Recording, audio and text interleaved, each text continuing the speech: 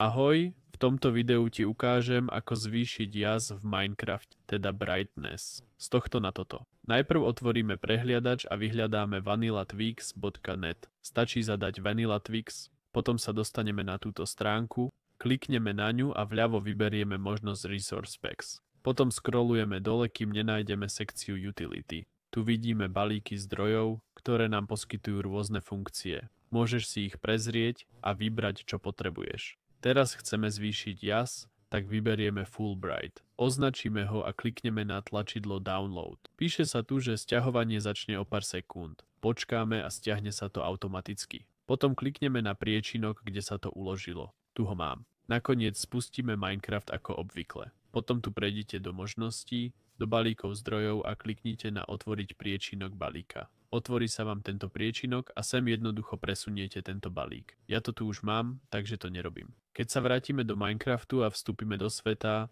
stlačíme Escape, možnosti, balíky zdrojov a uvidíme Vanilla Twix. Vyberieme ho tu a klikneme na hotovo. Potom uvidíme, že všetko je jasne viditeľné. Dôležité je, že na toto asi nebudete môcť použiť Optifine, lebo s ním sú problémy. Ale s normálnymi nastaveniami by nemali byť žiadne problémy. Ak vám toto video pomohlo, potešil by ma like. Dovidenia.